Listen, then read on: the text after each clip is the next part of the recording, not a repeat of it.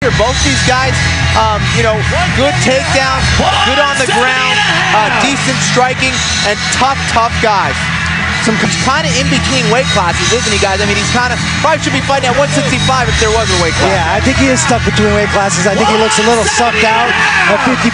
He looks a little softer at 70. He's just kind of in a tough spot. But, he's an emotional guy. You're always going to see that from Thiago.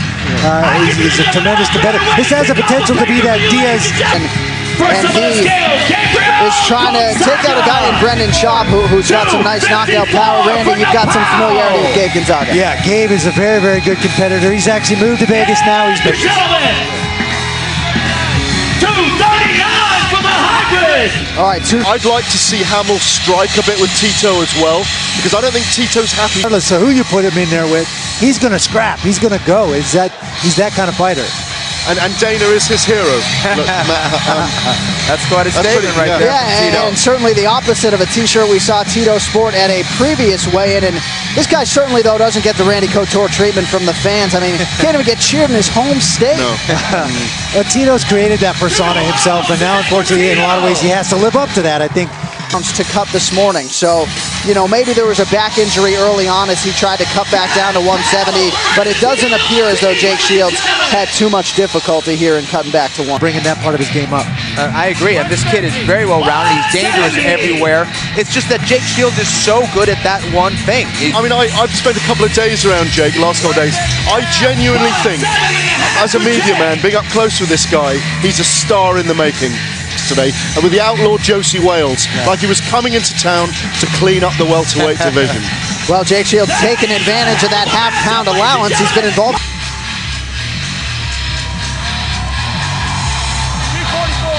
244 for the challenger.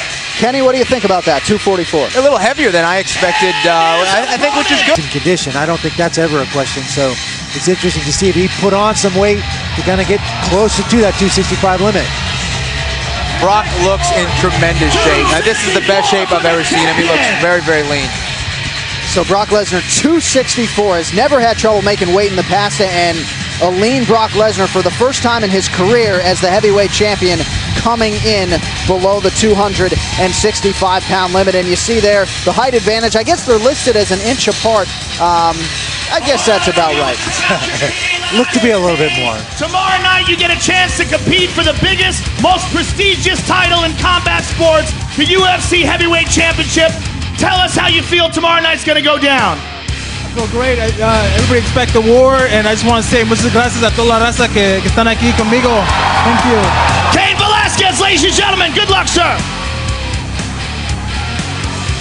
All right, I'm here with the champ. Brock, the training's over. You're ready to defend your title. Give us your thoughts about how tomorrow night's going to go down. Brock Lesnar getting his hand raised. That's exactly how it's going to go. You heard it for the champ, ladies and gentlemen. Tomorrow night, Cain Velasquez versus Brock Lesnar. Thank you very much for coming out. All right, how cool is that?